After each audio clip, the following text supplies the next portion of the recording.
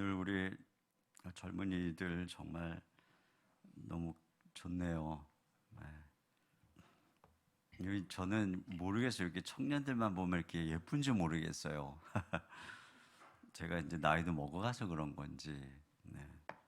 점점 이제 우리나라의 그 다음 세대들이 자꾸 줄어들잖아요. 그래서 그런지 이제 뭐 우리 아이들도 보면 그렇게 귀할 수가 없고, 특히 이제 청년들이, 그냥 청년들도 귀하지만 하나님께 드려진 청년들을 보면 너무 귀하다는 생각이 많이 들어요. 그리고 사실 이 사회가 앞으로 어떻게 될지는 모르잖아요. 점점 반기독교적인 그런 이제 세상인데, 그래도 한국 교회가 이 정도 이렇게 평안을 유지할 수 있는 이유는 많은 그 정치가들 중에서도 그렇고 기업가들 중에서도 많은 그리스도인들이 있기 때문에 그렇습니다.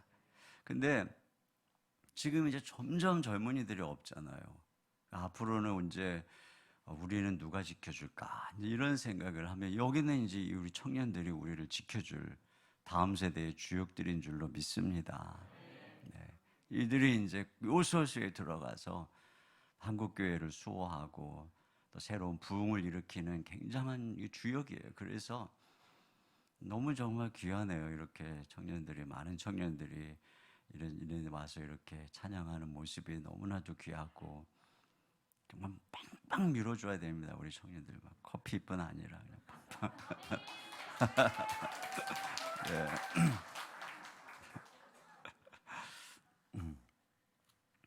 저도 우리 청년 아이가 셋이나 집에 있어가지고 옛날에 사람들이 어릴 적에 그 애들을 부를 때 그 아명이라고 하는 게 있는데, 그게 보통 이제 우리가 아는 것처럼 뭐 개똥아, 뭐 말똥아, 쇠똥아 이렇게 불렀어요.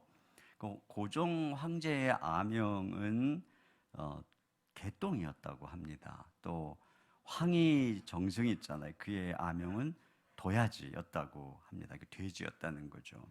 근데 그렇게 한 이유가 뭐냐면, 그래야 이제 아이가 무병장수하다는 거예요. 어린아이 때 너무나 사랑하고 귀하게 여기면 신이 노한다는 생각을 가지고 있었어요. 그래서 신의 질투를 두려워하기 때문에 귀한 자식일수록 천히 키워야 된다, 이런 생각들을 많이 가지고 있었습니다. 그러면 과연 우리 하나님께서도 우리가 자녀를 너무 사랑하면 이렇게 질투하실까? 오늘 하나님께서 이삭을 번제로 드리라고 하는 게, 아브라함이 너무 사랑하니까 질투가 나서 이렇게 말씀하시는 것일까? 여러분, 하나님께서는 말이에요, 우리가 사랑하지 말아야 될 것을 사랑하면 질투하십니다. 그런데 그렇잖아요. 세상을 사랑하고 돈을 사랑하고. 그러나 우리가 하나님이 사랑하라고 한 것을 사랑하면 어떨까요? 여러분, 하나님께서는 아내를 내 몸과 같이, 또 우리 주님이 교회를 위해서 자신을 내어주신 것 같이 아내를 사랑하라, 이렇게 얘기를 했습니다. 그래서 제가 정말 예수님이 교회를 위해서 목숨 버린 것처럼 목숨 걸고 아내를 사랑하면 하나님은 어떻게 하실까요? 기뻐하시는 거죠. 제가 아내를 사랑하면 하나님을 더 사랑하게 되고, 하나님을 사랑하면 아내를 더 사랑하게 되고, 이것이 이제 순서인 것입니다. 그러니까 자녀도 마찬가지예요. 하나님께서는 저의 자녀들을 저보다 더 사랑하시기 때문에 저희가 맡겨주신 것입니다. 네가 보살펴다오. 그런 하나님의 자녀를 내가 열심히 사랑하는데, 그거 하나님께서 당신의 아들까지 내어주시기까지 사랑한 그 아들, 그 딸들을 우리가 이뻐할 때 과연 하나님께서 그걸 질투하실 리가 없는 것이에요. 그런데 우리가 이렇게 이제 사랑해야죠. 사랑하는 건 중요한 것이에요. 사랑 안 하는 척하면 안 됩니다. 이게 우리 부모님들이 사랑을 하는데 표현을 안 하니까 애들이 그냥 부모가 나를 사랑하는데도 몰라요. 자꾸 그럴 필요가 없어요. 마음껏 사랑하시는데, 문제는 뭐냐면, 이제 사랑할 때 하나님이 주목해서 보는 게 한 가지 있는데, 그게 뭐냐면, 야, 네가 사랑하는 그 아들이 네 거냐 내 거냐라고 하는 것입니다. 네가 사랑하는 남편이 네 거냐 내 종이냐, 네가 사랑하는 그 아내가 네 거냐 내 여종이냐라고 하는 바로 그 물음. 네가 사랑하는 그 교회가 네 거냐 내 거냐, 네가 사랑하는 그 사업체가 네 거냐 내 거냐, 바로 이 부분에 대해서 이제 하나님이 항상 예민한 것입니다. 오늘 하나님께서 아브라함을 시험하는 대목이 여기에 있어요. 여러분, 하나님께서 아브라함에게 이삭을 주셨죠. 근데 이삭은 사실 아브라함의 소원이라고 하기에는 말이죠. 여러분, 이삭은 분명 아브라함의 소원이기는 하죠. 아브라함이 무자하니까 아들을 낳는 게 소원이죠. 그런데 이삭을 통해서 하나님이 한 큰 민족을 이루시겠다고 하셨잖아요. 하늘의 별처럼. 그게 어떻게 아브라함의 소원이 될 수 있을까요? 지금 자식도 없는 그에게 그런 엄청난 것. 그것은 아브라함의 소원이기 전에 하나님의 소원인 것이죠. 그러니까 이삭은 하나님의 꿈을 가지고 태어난 것입니다. 그리고 그를 아브라함에게 맡긴 거예요. 그런데 오늘 여기 본문 2절에 보면 이런 말씀이 있어요. 내 아들, 내 사랑하는 독자, 이렇게 얘기를 하고 있어요. 여기 근데 이게 원문으로 보면 어떻게 되는가 하면 내 아들, 내 사랑하는 내 독자, 이렇게 되어 있습니다. 그러니까 내라고 하는 말이 3번이나 있어요. 이게 무슨 뉘앙스예요? 야, 너 그 이삭 네 거라고 생각하고 있지? 너 의심이 간다. 네가 사랑하는 것까지는 좋은데 너 그 사랑이 지나쳐서 집착은 아닌지 되게 의심이 간다. 여기에 이제 우리 하나님의 시험이 있는 것입니다. 자, 이런 집착이 언제 깊어지게 된 것이냐면은 여기 1절이 상반절에 이렇게 시작해요. 그 일 후에 이렇게 시작을 하고 있어요. 근데 원문에 보면 그 일들 후에인데 바로 앞에 두 가지 중요한 사건이 있었습니다. 하나는 뭐냐면 이스마엘을 독립을 시켜요. 그래서 그 집에 하갈 이스마엘 때문에 막 분란이 많았잖아요. 독립을 시켜서 가정에 평안이 오고, 또 하나는 아비멜렉과 우물을 화친합니다. 그래서 경제적으로 이제 안정되어진 바로 그 두 사건이 앞에 이루어진 거예요. 그리고 이제 이삭은 무럭무럭 자라가지고 이제 청소년기 정도 된 것입니다. 그러니까 아브라함 입장에서 보면은 가정 평안하죠. 모처럼 사업도 안정되어 있죠. 또 100세에 낳은 아들 뭐 이삭은 한 16, 17살 정도 되게 아주 이쁘게 잘 자라고 있죠. 그런 순간에 아브라함이 얼마나 행복하겠어요. 야, 내가 언제 이런 행복을 누려보고 있는가. 근데 요때 하나님께서 시험하는 거예요. 이때, 야, 네 아들 독자 이삭을 모리아산에 들여. 이렇게 이때 이제 시험을 하고 있는 것입니다. 너무나 행복할 때. 여러분, 보통 우리가 어떤 뭐를 이렇게 손에 넣기 전에는 하나님 것입니다, 이렇게 이제 고백을 잘합니다. 제가 로또 맞으면 절반을 하나님께 뚝 떼서 드리겠습니다, 이런 고백을 하고, 또 제가 자식을 낳으면 주 영광을 위해서 드리겠습니다, 이렇게 고백을 합니다. 근데 저는요, 이런 고백이 진실이라고 생각을 해요.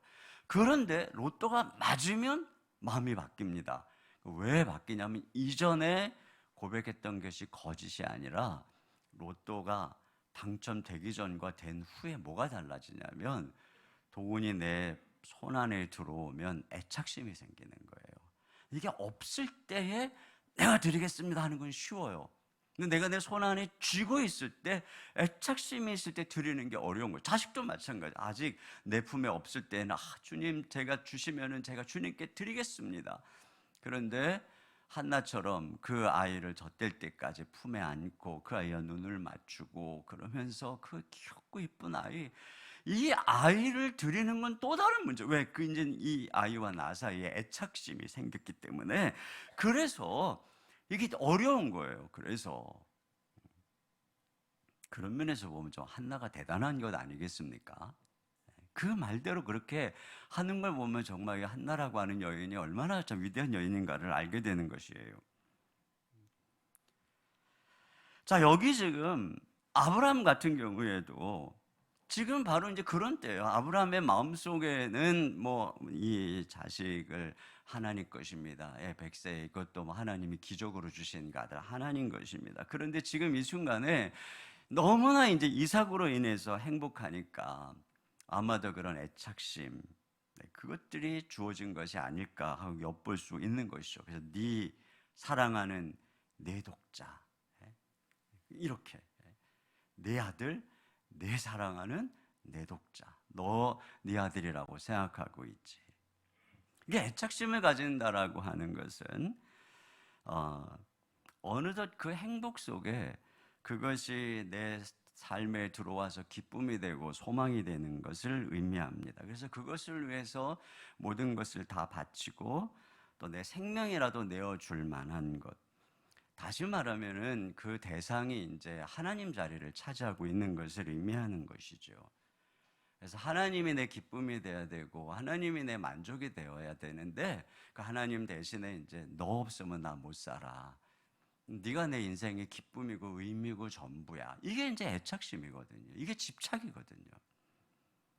근데 여러분, 이렇게 우리가 누군가에 대해서 애착과 집착을 가지게 되면 상대방은 불행해집니다. 집착한다는 것은 대상을 내 것으로 이게 소유화하려고 하는 것이기 때문에 상대는 자유를 뺏기게 돼 있습니다. 또 내가 애착한다는 것은 네가 내 기쁨이 되어주고 내 행복이 되어달라는 거거든요. 이거는 하나님만이 하실 수 있는 것인데 하나님만이 하실 수 있는 일을 자녀한테 해달라고 그러고 상대방한테 해달라고 그러니 그런 신적인 부담감을 지고 살 만한 사람이 세상에 얼마나 있겠냐는 말입니다. 그러니까 애착을 하면, 집착을 하면 상대방이 그때서부터 불행해지기 시작하는 거예요. 한 여인이 이제 늦게 아이를 낳았어요. 아주 늦게 결혼을 해서 의료진의 예상을 깨고 건강한 두 아이를 낳았어요. 근데 이제 늦게 아이를 낳았으니까 애들이 너무 소중해가지고 아이들에게 완벽한 삶을 주겠다고 그냥 모든 것을 간섭을 한 것입니다. 두려움, 불안으로 그냥 아이들을 과보호를 한 것이고 모든 삶을 통제를 한 거예요. 그 결과 큰 아이는 학교 생활에 적응을 못하고 심각한 정서 불안 증세를 보이고 둘째 아이는 마음에 분노가 들끓고, 그러니까 자녀에게 놀라운 삶을 주겠다고 하는 이 부모의 욕심이 애들을 망치는 이런 일들을 이제 보게 되는 것이죠. 이게 굉장히, 그러니까 이게 부모가 자녀를 이렇게 막 과도하게 사랑하는 것이 얼마나 해가 되는가 하는 것을 우리가 보게 되는 거예요. 사실 부부는 연합해서 한 몸이 되라고 하는 명령을 받았습니다. 왜냐하면 부부는 함께 유업을 이어가야 될 자이기 때문에. 그러나 자녀는 떠나보내도록 키우고 있는 존재인 것이에요. 그러니까 자녀는, 그러니까 부부는 영원히 그냥 연합해서 하나가 돼서 가야 되는 것이고, 자녀는 언제든 떠나서 자기만의 길을 갈 수 있도록 해야도록 키우는 거죠. 그렇기 때문에 자녀는 부모와 연합하여 한 몸을 이루는 존재가 아닌 것입니다. 그 로마인 이야기를 쓴 시오노 나나미가 이런 얘기를 했어요. 부모의 사랑은 연인의 사랑과 달라야 한다. 연인의 사랑은 되도록 오래 자기 곁에 붙들어 두고 싶어 하는 마음이지만 부모의 사랑은 빨리 독립시키는 마음이어야 된다. 이런 얘기를 했어요. 맞는 말이죠. 여기 보면은 제가 참 이 말씀을 묵상하다가 참 재밌게 본 게 뭐냐면, 아브라함이 너 독자 이삭을 모리아산에 바쳐라라고 했을 때에 나이가 한 16세에서 17세 정도 이렇게 이제 추산을 할 수가 있습니다. 그런데 앞에 이스마엘을 내보낼 때, 그 이스마엘을 내보낼 때 나이도 그때 나이예요. 근데 참 저는 이 말씀 묵상을, 하나님 왜 요 나이만 되면은 야 이스마엘 이제 내보내라. 그리고 또 왜 요 나이쯤 되니까 또 이삭은 또 왜 또 모리아산에 바쳐라. 왜 그러실까? 제가 그게 참 궁금하더라고요. 근데 그 당시에 이제 그때 내가 이 말씀을 묵상할 때 우리 아이들이 이제 고나이를 지나고 있었어요. 고나이가 뭐 우리나라로 하면 뭐 이제 중3, 뭐 고1, 뭐 또 내려가면 뭐 무서운 중2, 뭐 이제 이 나이 때잖아요. 이때가 이제 우리가 이제 아는 것처럼 무서운 때입니다. 왜? 이게 사춘기 때. 이게 사춘기 때가 왜 무서운 것이냐면은 이제 독립운동을 하기 시작하기 때문에 그런 것입니다. 엄마, 내 인생은 내 것이에요. 이제 참견하지 마세요. 방에 들어올 때 녹화하고 들어오세요. 뭐 지들이 언제 방값을 내기를 했나? 뭐 그러지도 않으면서 뭐 내 방에만 보러 들어오지 말라고 그러고 자기 것을 주장하고 난 엄마의 소유가 아니에요. 그러니까 모든 것을 다 아이를 위해서 살던 엄마는 그때서부터 충격을 받기 시작하는 겁니다. 얘가 이럴 수가 있는가? 나보다 지 친구를 더 좋아하고 네 가서 네가 살아라 막 이제 이런 싸움이 일어나는 거죠.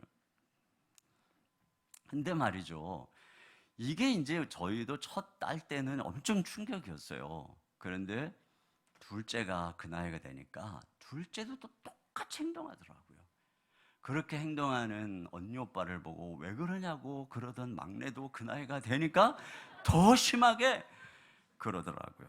그래서 제가 깨달았죠. 이것이 바로 하나님께서 아이들에게 심어놓은 성장 발달 과정, 그러니까 프로그램인 거예요. 그때쯤 되면은 그렇게 행동하라고 하나님이 이렇게 심어놓은 거예요. 그때가 어떤 때인 거예요. 지금 그 아이가 막 자라가지고 너무나 이쁘고 막 애착심이 커지고, 그래서 그 아이에게 기대를 하고 걔에게 행복을 갖고 네가 내 인생의 전부고 의미야 막 이런 마음을 막 부모가 막 품고 있을 때, 이제 그때 이제 하나님께서 아이들 마음에 심어준 거예요. 야야, 네 부모가 착각하려고 그런다. 지금부터 슬슬 독립운동해라. 너 지금부터 독립운동 안 하면 영원히 노예가 된다. 이제 이렇게 심어준 것입니다. 그러니까 아이들이 반항할 때, 아이들이 찌를 때, 가시처럼 찌를 때 하나님께서 우리에게 말씀하는 거예요. 너 네 거라고 생각하고 있지.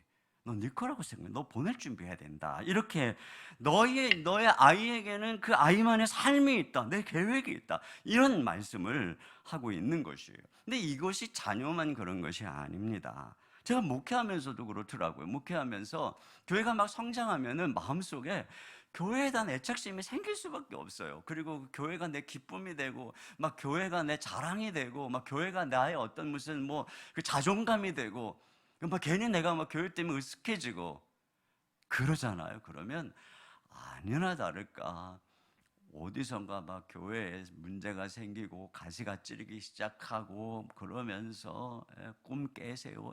이 교회가 네 건 줄 아냐? 막 이런 가시가 막 찔러요. 그러면 이제 제가 그때마다 하나님께 깨닫죠. 주님 알겠습니다. 제 거 아닙니다. 제가 착각했습니다. 주님 것입니다. 여러분 그런 줄 믿습니다. 잘 나가는 사업도요, 그 사업을 내 인생과 행복의 보장으로 삼기 시작하는 순간에 하나님이 흔들기 시작합니다. 잘 나가는 건강도요, 그 건강으로 내 삶의 쾌락과 유익을 즐기자 하면 어느 순간에 큰 병원 한번 가봐야 될 것 같습니다. 여러분 이런 과정을 통해서 우리 인생에 하나님 대신에 다른 무엇인가가 그 자리에 들어가 있는 것을 하나님이 계속 찌르시는 거예요. 그리고 물어보는 것입니다. 너 누구 거냐? 그게 누구 거냐?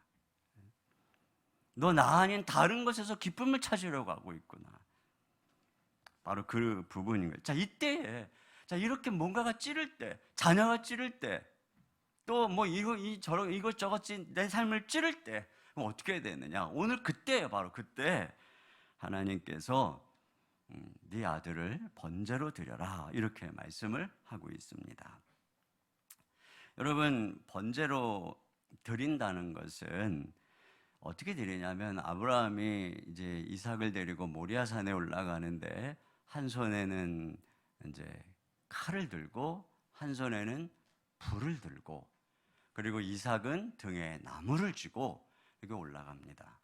근데 번제를 드리려면 제단에 나무를 벌려놓고 그 위에 재물을 올려놓고 칼을 들고 숨통을 탁 끊고 배를 쫙 가르고 모든 내장을 다 꺼내고 사지를 탁탁 절단하고 살로 각을 탁 떠갖고 쫙 벌린 다음에 불로 홀라당 태워서 드리는 게 번제입니다.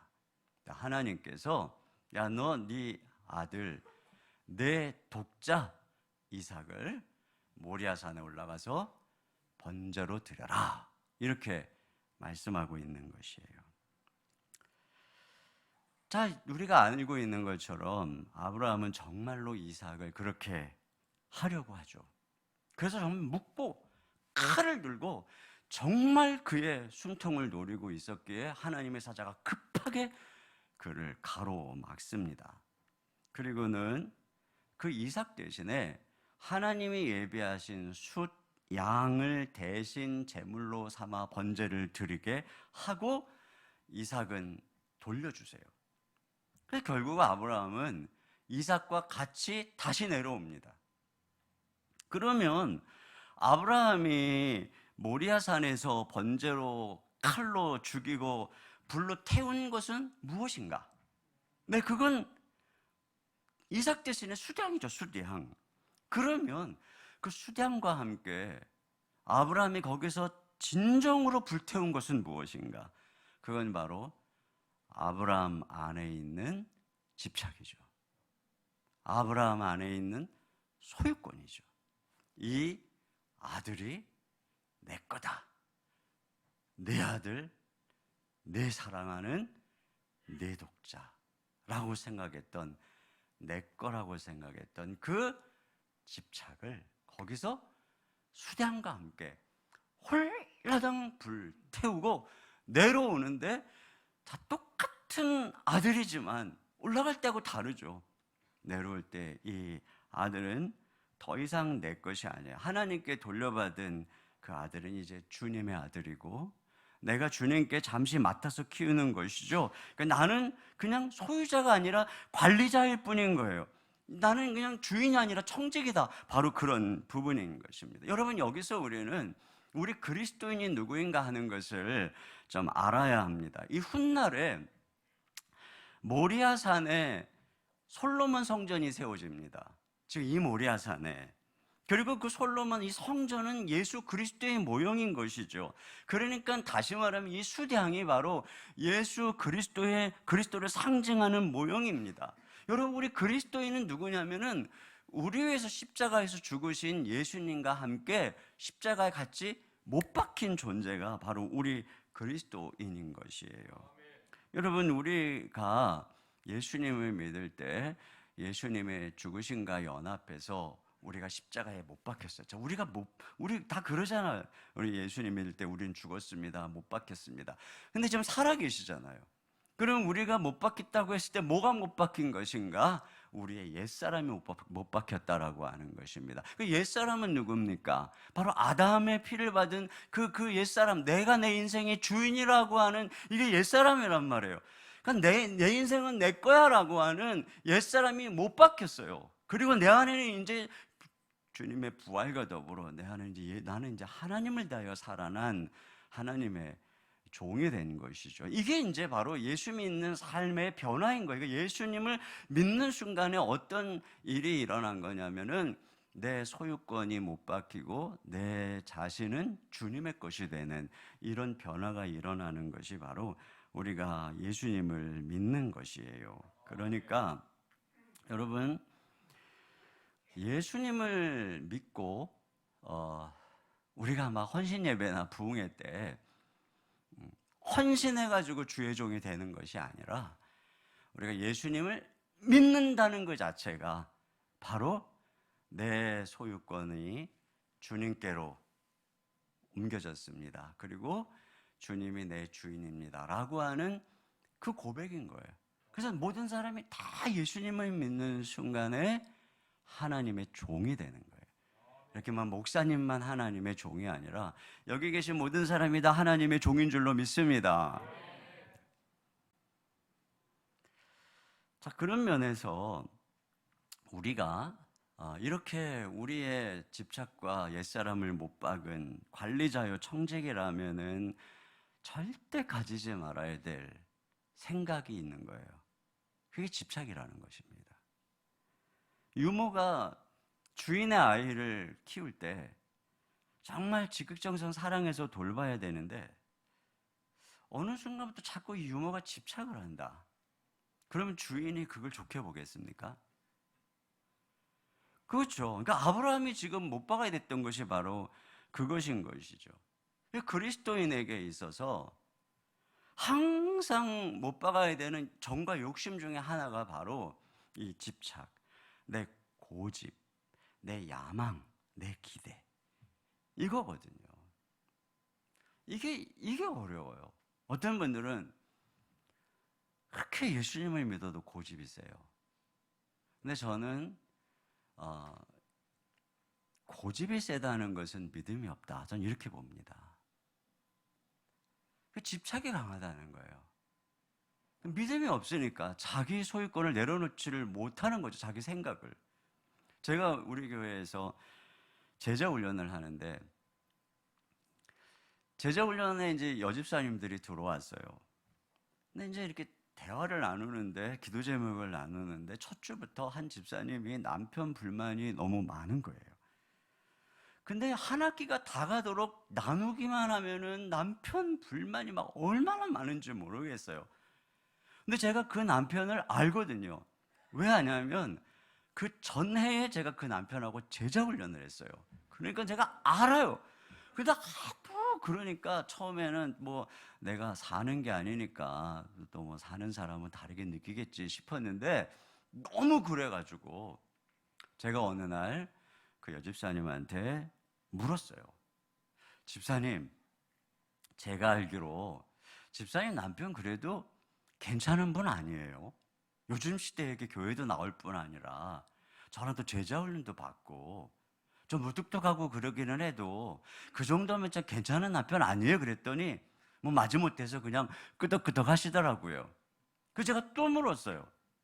집사님, 만약에 집사님 남편, 정말 화내지 말고 들으세요.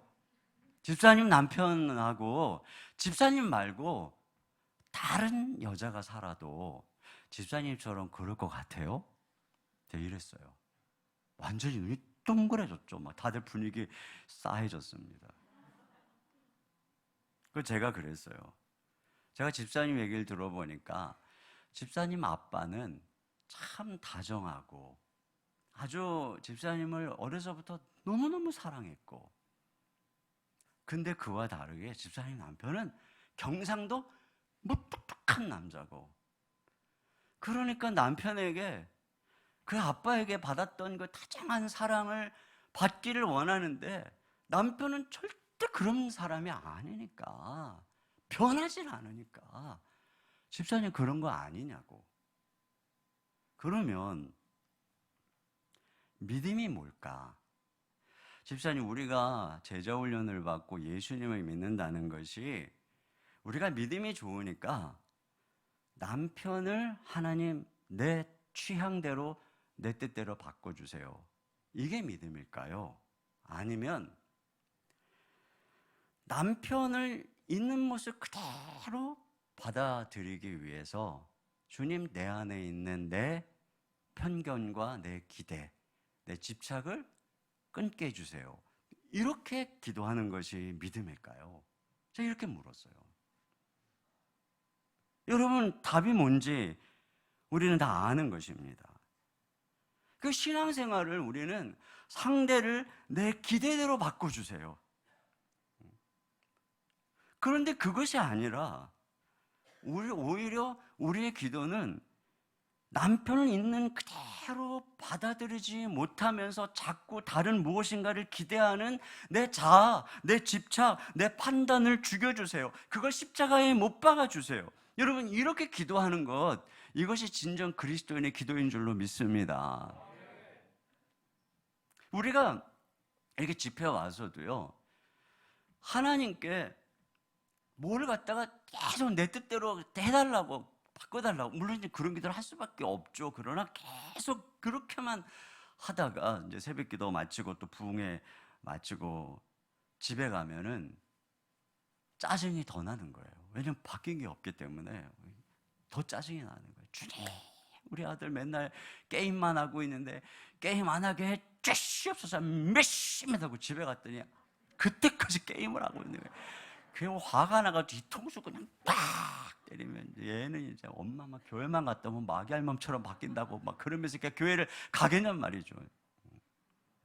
근데 반대로 하나님, 우리 아들 맨날 게임만 하고 있습니다. 그러나 이 아들을 제가 끝까지 사랑하게 해주십시오. 하나님, 이 아들을, 이 게임하는 아들을 이해하지 못하고 그저 이렇게 정죄만 하는 내 마음의 이 분노를 잠재워 주시고 제가 이 아들을 끝까지 사랑하게, 이렇게 능력을 달라고 하고 딱 갔더니 아니나 다를까 여전히 게임을 하고 있는 거예요. 근데 주님께서 원수도 사랑하라고 했는데 우리 기도 안 들어주시겠어요?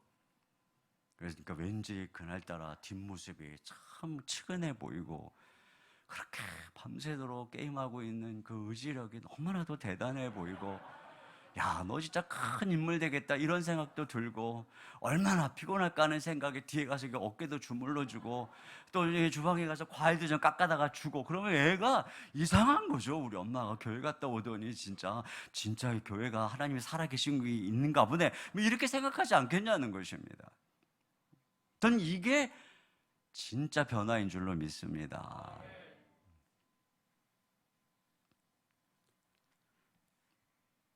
제가 그 교회를 개척하고 한동안 이제 힘들었던 게 뭐냐면, 이제 교회를 개척하고 교회가 막 성장을 하는데, 그 당시에는 이제 교회를 개척되니까 이제 예배 드리고 나면 이제 식사를 계속 끝나고 나면 이제 식사를 이제 할 때였어요. 방금 전에 제가 설교하고 은혜를 그렇게 많이 받고, 그리고 이제 딱 모여서 식사를 하고 막 대화를 하니까 이제 저는 속으로 이제 말씀의 은혜를 나누면서 대화를 하려니 이제 이렇게 생각을 했는데, 저쪽에서 목사님 말씀이 어떠고 막 이런 말이 들려요. 그래서 귀를 기울였죠. 네, 오늘 들은 말씀 은혜를 나누나 보다 하고 귀를 기울였는데, 제 설교가 아니라 주중에 그 어떤 유명한 어떤 목사님 설교 자기 들어봤어? 그 목사님 설교 들어봤어? 너무너무 좋더라, 막 이런 얘기를 하고 있는 거예요. 와, 정말 얼마나 정말 화가 나는지. 그래서 제가 이렇게 지나가는데 날 또 불러. 목사님, 제가 목사님 드리려고 CD까지 갖고 왔어요. 이거 꼭 들어보세요. 와, 이거 저 분당에 계시는 그 이응치 시인 목사님 CD인데 꼭 한번 들어보세요. 나 그거 쓰레기통에다 집어넣었어요.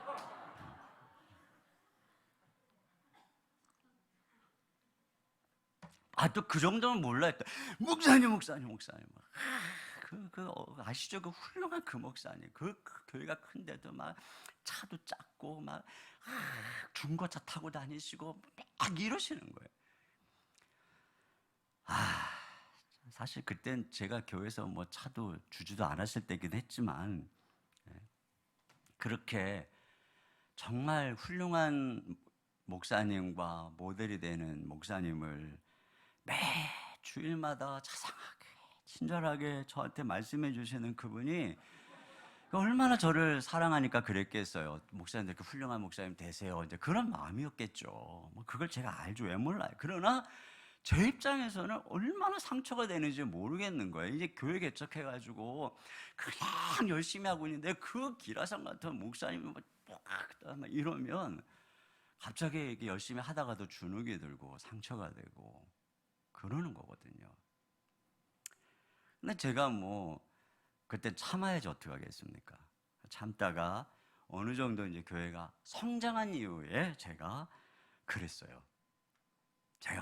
여러분, 제가 이번에 청라에 있는 어느 교회 집회를 갔는데, 와, 거기 장로님이 엄청 헌신해가지고 집을 다 팔아서 예배당을 짓고 자신들은 버스를 타고 다니고 목사님한테 외제차를 사드리고, 거기 권사님은 그냥 대대로 물려나온 땅을 팔아서 교육관을 짓고 젊은이들을 세워가고 어마어마한 일이 일어나고, 제가 어디 집회만 갔다 오면 그런 식으로 얘기하면 좋으시겠어요? 안 좋으시겠어요?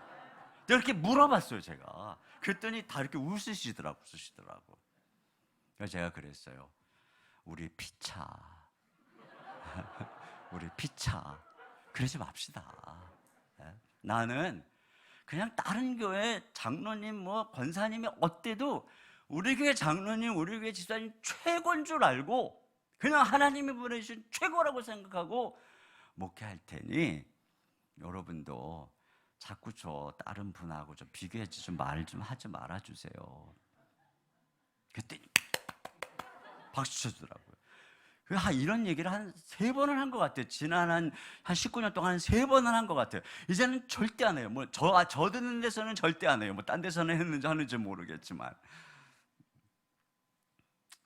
여러분 집에 자녀도 그렇잖아요. 뭐 어느 집 엄치나 자꾸 비교하면 그것처럼 괴로운 일이 없어요. 우리 주님께서 저와 여러분을 남하고 비교해서 선택한 게 아니잖아요.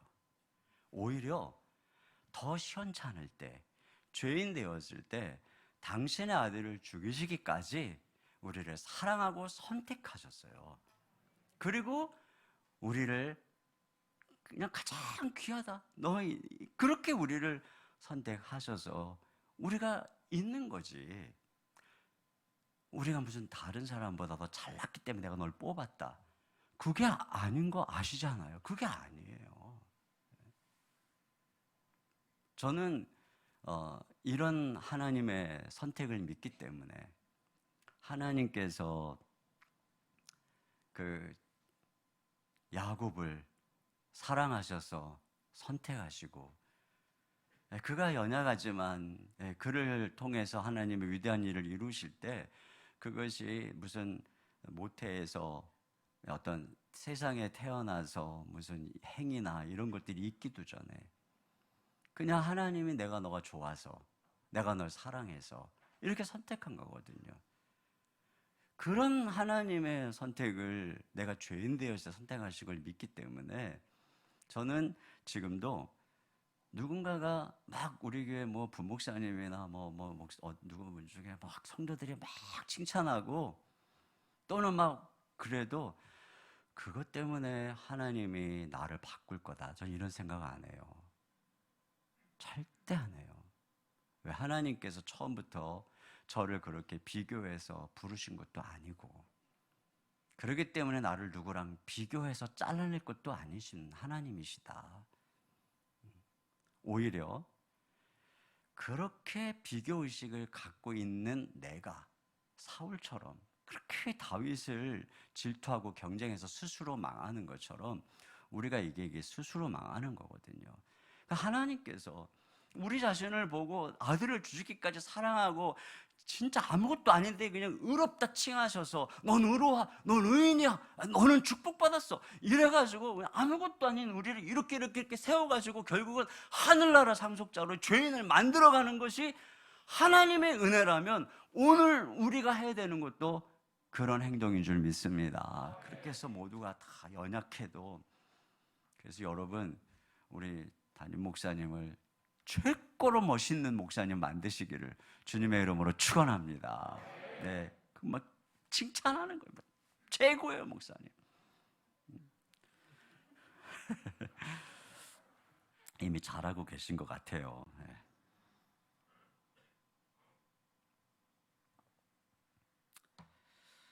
자, 이렇게 우리가 해야 되는 것은, 우리 신자로서 해야 되는 것은 끊임없이 나의 집착과 기대를 못 박는 것인데요. 여기 이렇게 집착을 끊으니까 하나님께서 이제 그를 돌려주시죠. 근데 돌려주시면서 하나님 이런 말씀을 하세요. 22장 12절 하반절에 보면은 내가 내 아들 내 독자까지도 내게 아끼지 아니하였으니 내가 이제야 내가 하나님을 경외하는 줄을 아노라, 이렇게 되어 있어요. 여기 보면 하나님을 경외한다는 것이 무엇인가를 알게 되죠. 바로 이와 같이 자기 집착을 끊고 하나님께 가장 소중한 것들을 내려놓을 수 있는, 바로 이것이 이제 하나님을 경외하는 마음이라고 할 수가 있습니다. 그러니까 하나님이 하나님이시고 나는 종이 되는 바로 그런 마음이 경외죠. 이렇게 하니까 하나님께서 축복을 하시는데 창세기 22장 16절로 18절 우리 다 같이 한번 읽어보도록 하겠습니다. 함께 읽습니다. 시작.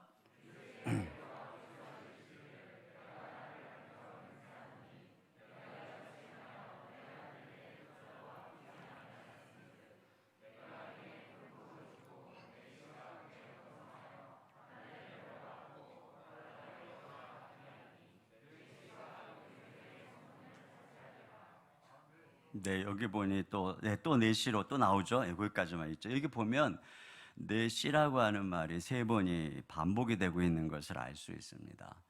그가 모든 집착을 끊고 하나님께 그 아들을 번제로 드리는 이 경외의 삶을 살 때 하나님께서 오히려 이삭을 돌려주시면서 세 번이나 내시다, 내 씨다, 내 씨다. 이렇게 말씀을 하고 있는 것을 알 수 있어요.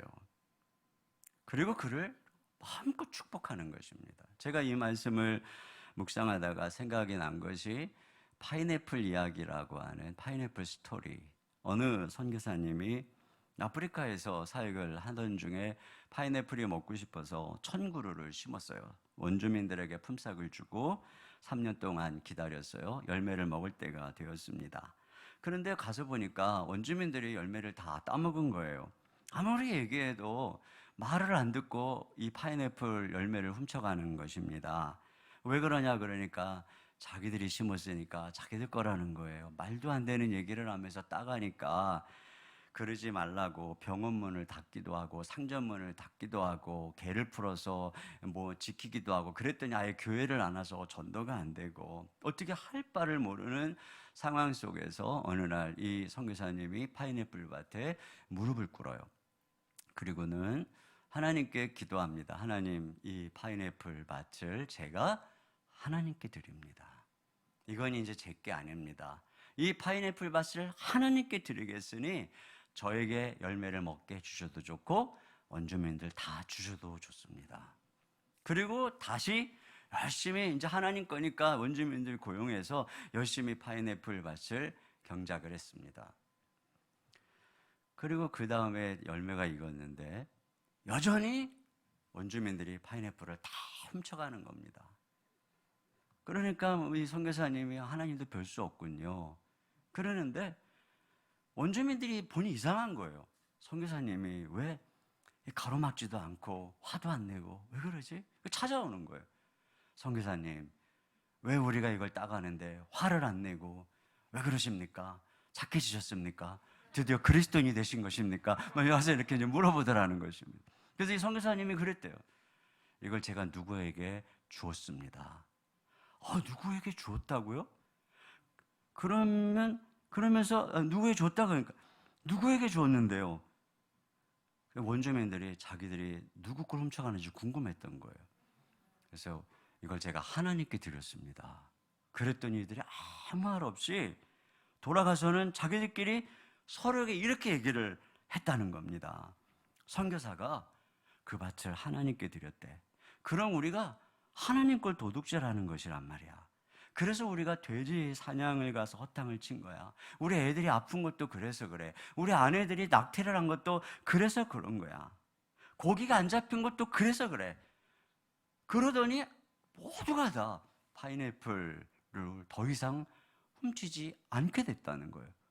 그래서 그 해에 자기가 그 파인애플 열매를 맛있게 먹고 그걸 또 따서 나눠주고 이게 됐다. 이런 이제 내용이 있어요. 여러분, 이게 정말 지혜인 거예요. 우리가 하나님께 소유권을 내려놓으니까 내 자아를 죽이고 내 집착을 이게 우리가 볼 때는 꼭 이렇게 포기하는 것 같은데 그게 아니라 이걸 주도권을 하나님께 드리니까 오히려 하나님이 그걸 지켜주시더라는 거죠. 하나님이 오히려 내게 돌려주시더라. 여러분, 자녀를 내 거다라고 열심히 키우면요, 여러분 그런 말 알죠? 잘난 아들은 국가의 아들, 돈 잘 버는 아들은 사돈의 아들, 빚지고 병든 아들은 내 아들. 다 뺏기는 거예요. 그러니까 내 거라고 생각하면 뺏기는 것입니다. 내 아들, 내 아들, 내 아들 그러면 하나님이 꼭 도끼 같은 며느리를 보내가지고 그냥 집착의 탯줄을 다 끊게 하는 것을 알 수 있어요. 내 유능한 남편, 내 유능한 남편, 내가 뒷바라지해가지고 이렇게 유명한 이러지. 그러면은 이제 뭐 친구가 따가고 시댁에서 따가고 뭐 다 따가는 것입니다. 그러니까 우리가 하나님께 드려야 된다는 것이죠. 제가 목회하면서 느끼는 게 뭐냐면 제가 이렇게 사랑하고 의지하고 집착을 하잖아요. 그러면 다 떠나요. 그래서 제가 교회에서도 이렇게 있다 보면은 더 마음이 가는 성도가 있잖아요. 근데 하나님 그걸 아시나 봐. 그 많은 사람 중에 꼭 그 사람이 뭔가 상처를 받든 어쨌든 이사를 가든 꼭 떠나. 그래서 정말 이 성도를 사랑하는 게 무서운 거예요. 어떻게 이렇게 잘하시나. 야곱도 보면은 그렇게 의지하고 사랑하고 집착했던 사람들이 다 떠나잖아요.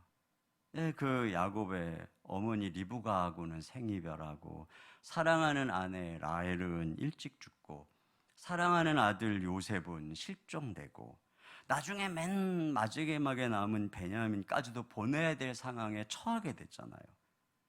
근데 전혀 집착하지 않는 남은 아들들은 뭐 어디 아프지도 않고, 그냥 잘 있어요. 레아도 오래오래 살고. 이걸 보면은 집착하는 게 잃어버리는 거고, 집착하지 않는 게 그를 남겨두는 거다. 여러분 이걸 믿으시기 바랍니다. 교회에서도 오래 함께 동역하는. 그래서 저는 어떤 사람이 귀하고 막 사랑스러우면 더 멀리해요. 왜? 오래오래 둘라고. 오래오래 둘라고. 그런 면에서 자녀도 그렇고 다 오래 두고 싶으면 조금은 좀 무심한 법을 배워야 돼요. 그래서 어느 목사님이 그러시더라고요. 내 아이를 남의 아이 보듯 하라 그러시잖아요. 내 아이를. 그래서 그 목사님은 자기 아들들이 하도 열받게 하면은 얘들은 우리 교회 형제님이다 이렇게 본다는 거예요. 그러면 이렇게 화가 좀 가라앉는다는 거예요. 여러분, 남편이 너무 열받게 하면 우리 교회 집사님이다 이렇게 생각하세요. 또 우리 시어머님들은 며느리에게 무심한 법을 배워야 돼요. 자꾸 아들 내지 비밀번호 알려고 할 필요가 없어요. 그거 외우기도 힘든데 뭐 하려고 알려고 그래요. 며느리가 아들을 뭘 먹였는지 상관하지 마세요. 청소를 하고 살든지 구더기가 득실득실 하든지 말든지 자기들끼리 어디를 가든지 신경 쓰지 마시고 그냥 나는 내 삶을 산다. 나는 나만의 삶을, 그러면 그 지키는 거예요. 그게 내가 가서 청소도 해주고 그나마, 근데 뭐가 그렇게 아쉬워서 그러냐 막 이러면. 여러분 꼭 저기 뭐 영국이나 저 일본이나 그 식민지에 수탈했던 사람들이 하는 말이 뭔지 알아요?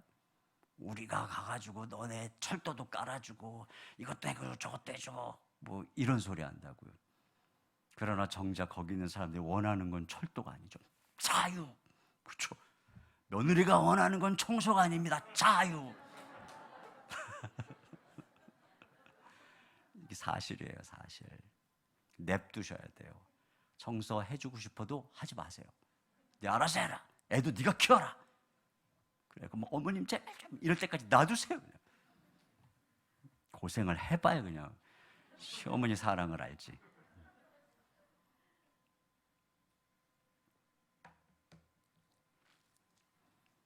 저는 그 야곱의 생애에서 가장 위대한 순간을 꼽으라면 그건 바로 베냐민을 향한 집착을 내려놓는 순간이라고 생각을 해요. 베냐민, 그 베냐민을 이제 애굽에서 이제 이 총리가 요셉이죠. 데리고 오라고. 근데 그러지 않으면 안 되는, 이제 다 굶어 죽게 생긴 그런 상황이에요. 이 베냐민은 누굽니까? 야곱에게 있어서는 그가 사랑하는 라헬, 그리고 그 잃어버린 아들 요셉, 그에 대한 집착이 더해져서 자기의 모든 생명이 베냐민이에요. 그래서 유다는 창세기 44장 30절에 이렇게 얘기하고 있어요. 베냐민과 야곱의 사이를 아버지의 생명과 아이의 생명이 서로 하나로 묶여 있거늘. 하나로 묶여 있어요. 심리적인 탯줄이 잘려지지 않은, 이렇게 부모와 자녀의 생명이 연결되면 안 되는 거거든요. 어떻게 그럼이 떠나보낼 수가 있어요? 근데 그렇게 돼 있는 거죠. 근데 결국 야곱이 보내지 않으면 다 죽게 생겼으니까. 그러니까 하나님 이렇게 몰아가는 거예요. 그래서 창세기 43장 14절에 보니까 내가 아들을 잃게 되면 이르리로다. 그렇게 그 인생의 마지막 집착의 탯줄을 탁 자릅니다. 근데 보세요.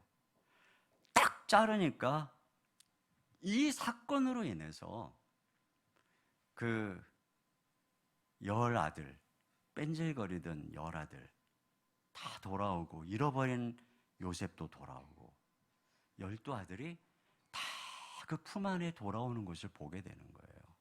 그래서 결국은 야곱이 모든 12아들을 12족장으로, 이스라엘의 이 기둥 같은 족장으로 축복하는 스토리로 이 창세기가 마무리되는 것을 볼 수 있잖아요. 하나님께서 야곱을 통해서 한 큰 나라, 민족의 시조로 만들기 위해서 끝까지 그에게 요구한 것은 바로 이 집착의 탯줄을 끊는 것이고, 하나님께서 아브라함을 모든 민족의 이 믿음의 조상으로 세우기 위해서 그에게도 역시 집착의 탯줄을 다 끊는 것이고, 그래서 하나님만 경외하고 하나님께 딱 맡기고 믿음으로 걸어가는 사람들 속에서 하나님이 일하시고 이런 놀라운 엄청난 역사를 이루는 것을 우리가 알 수 있는 것이에요. 사실 우리 하나님께서 이 모리아산에 그 야곱 이삭 대신에 번제드렸던 수대양, 결국 그 수대양이 장차 오실 그 하나님의 외아들, 이 아브라함의 외아들 대신에 사실 거기서 대신 번제로 드려졌던 것은 하나님의 외아들이죠. 근데 그 하나님이 당신의 사랑하는 독생자 외아들을 내어주셨기 때문에 결국 오늘 이 본문의 말씀처럼 내 씨가 천하 만민이 내 씨를 섬기고 내 씨가 다 다스릴 거라고 하는 이 메시아의 예언이 이루어지는 것을 볼 수 있어요. 그러니까 여러분, 우리가 자녀를 하나님께 드릴 때 하나님이 그들을 정말 귀중하게 쓰는 것이고, 우리가 이 교회를 하나님께 드릴 때 하나님이 이 교회를 말할 수 없게 사용하는 것이고, 우리가 우리의 어떤 기대와 야망과 집착과 판단을 내려놓고 서로를 존중하고 하나님께 드릴 때 목사님도 멋진 목사님, 장로님도 멋진 장로님, 그래서 멋있는 그런 공동체로 세워가게 되는 줄 믿습니다. 내 생각이 몰아야 되고 내 고집대로 돼야 되고 이렇게 돼야 되고 이때까지 이렇게 해왔으니까 앞으로 이렇게 가야 되고, 그러면 이제 너무너무 힘들어지는 거예요. 우리는 오래된 사람이든 막 온 사람이든 다 똑같이 우리 주인은 예수님이시고, 우리는 그저 예수님 하고자 하는 대로 모든 집착, 고지, 야망, 기대 내려놓고 주님께만 순종하겠습니다. 여러분, 이것이 진정 그리스도인의 모습인 줄 믿습니다. 이게 하나님의 시험인 거예요. 아까 제가 말씀드렸던 그 선교사는 이렇게 하나님께 드리니까 실제적으로 하나님이 일하신다는 것을 경험을 하고 다른 것도 하나님께 드리게 되었어요. 근데 어느 날 아들이 병이 들었어요. 위독해진 것입니다. 근데 선교지니까 의사에게 데려갈 길이 없어요. 기도를 합니다. 하나님, 근데 아이가 낫지 않으니까 결국은 하나님께 그 기도를 하는 거예요. 하나님, 이 아들을 하나님께 바칩니다. 주님이 원하는 대로 하시옵소서. 그것은 파인애플 밭을 드리는 것보다 100배, 1000배 어려웠습니다. 그런데 그날 밤 하나님이 데려가도 좋습니다 라고 하는 기도를 주님 앞에 올려드렸어요. 바친 것입니다. 근데 그 다음날 열이 내렸고 아들이 완쾌되었어요. 하나님이 돌려주신 것이죠. 선교사님이 원리를 깨달았어요. 바쁜 사역 중에 원주민들이 여러 가지 물건을 가지고 와서 고쳐달라고 그러고, 사실 성경 번역해야 되는데 바쁜데, 하지만 고쳐주었어요. 그리고 내 시간은 당신 것입니다. 당신이 뭘 달라고 해도 저는 순종하겠습니다. 그러니까 성경 번역하는 일은 늦어졌는데 그리스도인은 많아졌어요. 그리고 그들이 성장하기 시작했어요. 그들이 선교사님을 도와주기 시작한 것입니다. 그래서 결국에는 선교사님이 번역하는 일도 속도가 나기 시작한 거예요. 이것이 바로 집착 버린 헌신, 이게 하나님 원리죠. 근데 여기서 한 가지만 더 말씀드리고 마무리하려고 합니다. 이게 핵심이 결국은 경외의 테스트잖아요. 내가 얼마나 이렇게 하나님 앞에 순종할 줄 아는가? 이 이삭을 드린다라고 하는 것이 어떤 뭐 귀중한 것을 드린다는 차원을 떠나서 내가 얼마나 내 소유권, 내 집착, 내 기대, 내 편견, 내 고집을 내려놓는가? 그 테스트를 보면 이 아브라함의 점수가 여기 나와요. 이게 이제 테스트 시험이잖아요. 점수가 있잖아요. 먼저 여기 3절에 보면은 모리아산에 가서 바치라 그랬는데 아브라함이 아침 일찍이 출발하는 걸 볼 수 있어요. 참 아브라함이 불가사의예요. 이스마엘 내보내라고 할 때도 뒤에 이제 12장 14절에 보면 일찍 일어나서 명령에 순종하는 것을 알 수 있어요. 그러니까 순종을 하는데 시간을 끌고 늦게 순종하는 사람이 있고 이렇게 아브라함처럼 그냥 일찍 순발력 있게 순종하는 사람이 있어요. 근데 이 차이가 뭘까요? 이게 순도의 차이예요. 그 점수로 치면 감점이 없는 거죠. 그러니까 우리가 순종할 때는 이렇게 막 정말 어떻게 하다가 마지막이 아니라 누가만 밀어서가 아니라 이렇게 기쁨으로 일찍 순도가 높아야 돼요. 우리 순종의 순도가. 또 여기 보면 이 이삭을 데리고 가는 여정 속에 아무 말이 없어요. 하나님 어떻게 이런 뭐 주셨다가 뺏어가면 어떡하고 약속은 어떻게 될 것이며 인신제사가 말이 됩니까? 기타 등등 얼마나 할 말이 많았겠어요. 근데 아무 말도 안 해요. 그러니까 순종은 이렇게 하는 거란 말이죠. 말하면서도 할 수 있어요. 막 불평 하면서도 할 수 있어요. 그러나 말하면서 불평하면서 순종하는 것과 말 없이 순종의 차이가 뭐겠어요? 이게 감점 차이인가요? 감점. 기왕에 할 거면 그냥 말 없이 내가 이해하지 못하지만 하나님의 선한 뜻이 있을 거야. 기왕이면 여기서도 감점이 없어요.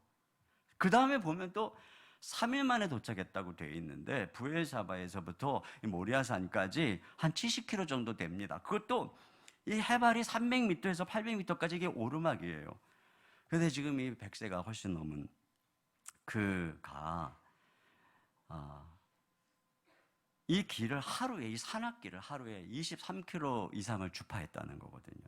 굉장히 빨리 간 거예요. 지금 상 받으러 가는 게 아니잖아요.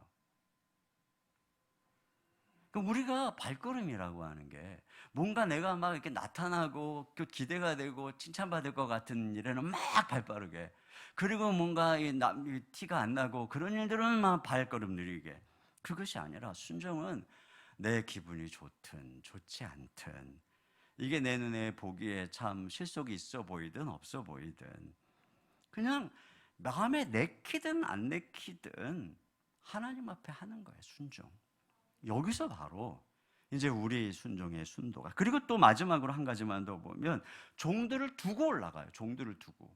나 같으면 데리고 가면 그러면 그 아들 죽이려고 옆에서 말리고, 그럼 말리면 그냥 못 이긴 척하고, 그랬으면 하나님 보셨죠, 내 마음은 아시죠, 막 이랬을 것 같은데 두고 가요. 두고 가. 이건 뭐냐면은 진짜로 그렇게 하겠다는 거잖아요. 진짜 그렇게 하겠다. 그러니까 그의 순종은 순도가 100%인 거예요. 100%.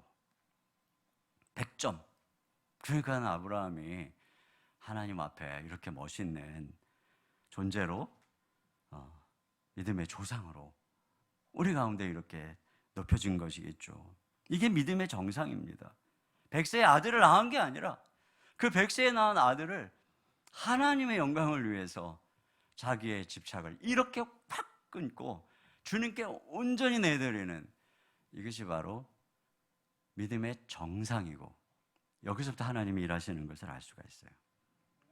저희 교회는 몇 년 전부터 이제 분립개척을 하고 있는데, 이제 2년에 한 번씩 이제 분립개척을 하고 있어요. 이제 4개의 분립개척을 했어요. 최근에는 사실 이 코로나 와중에 다음 세대를 위해서 수백억짜리 빌딩을 사느라고 빚을 엄청 졌어요. 그럼에도 불구하고 이제 분립개척을 하기 위해서 재정을 또 사용하고 성도들 파송하고 순장들을 파송하고, 이걸 할 때마다 이제 제가 이걸 하겠다고 우리 성도들하고 큰 소리를 이제 막 결단을 하고 그랬지만 막상 이제 시작할 때마다 너무 이렇게 힘든 거예요. 왜냐하면 분리개척을 해서 이제 우리 좋은 목사님에게 이제 그동안 훈련 받았으니 이제 가서 우리 같이 형제교회로 큰 숲을 이루는 교회로 이렇게 하십시다. 근데 누가 가냐면 갔으면 하는 분은 안 가는 거예요. 그리고 평소에 제 말 안 듣는 사람은 그때도 말 안 들어, 안 가. 근데 평소에 목사님 말씀하셨으니 이거 목사님이 너무 원하는 비전이야, 나라도 이루어드려야지, 이런 분들이 가. 꼭 안 그래도 되는데.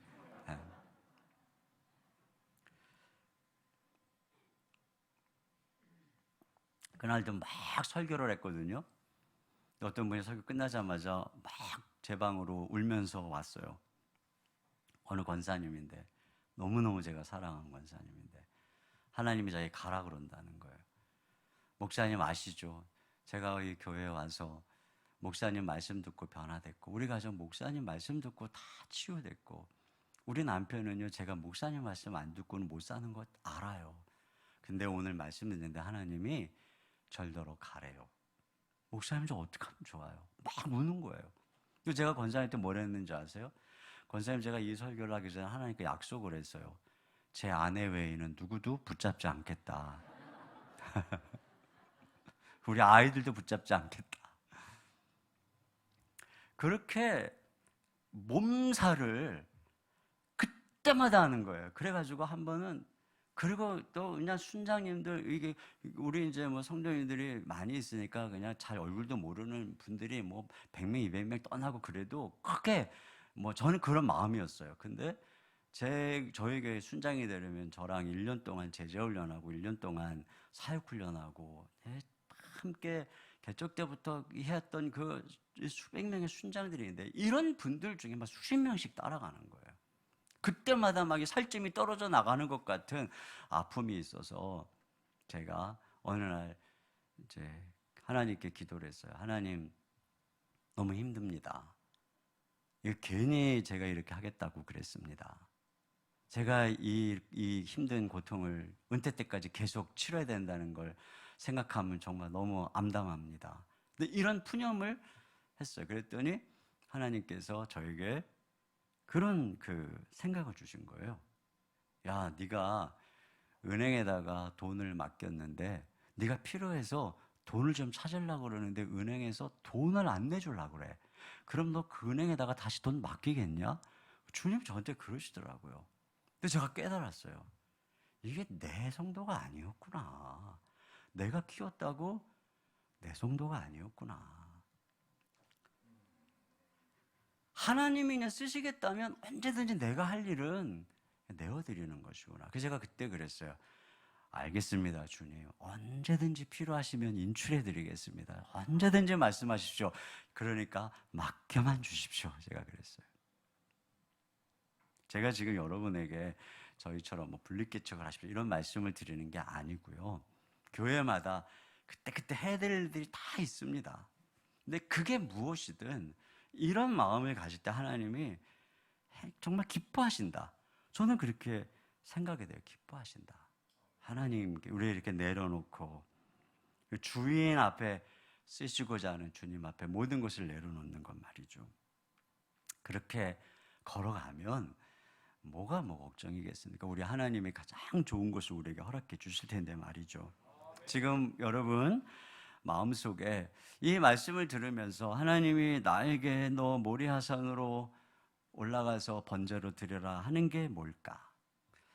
내가 하나님 대신에 자꾸 거기서 행복을 누리려 하고 그것을 드리기에는 너무 아까워서 내 인생의 전부인 것처럼 느껴지는 그건 뭘까? 나의 우상이 뭘까? 그것 때문에 행복하고 그거 잘못되면 악몽이라고 생각하는 바로 그 하나님 자리를 대신 차지하고 있는 그것이 무엇일까? 그게 우리가 하나님께 가지고 드려야 되는 번제인 것이에요. 그리고 우리 그것을 하나님 앞에 내려놓을 때 우리는 비로소 우리 삶에는 우상을 회파하기 시작하는 것입니다. 하나님 외에는, 그리스도 외에는 나에게는 다른 건 다 상대적인 것입니다. 그래서 그런 우상을 내려놓을 때, 그리고 하나님만을 경외할 때 하나님께서 저와 여러분을, 우리 청라 은혜교회 모든 성도님들을 놀랍게 이삭처럼 아브라함처럼 축복해 주실 줄로 믿습니다.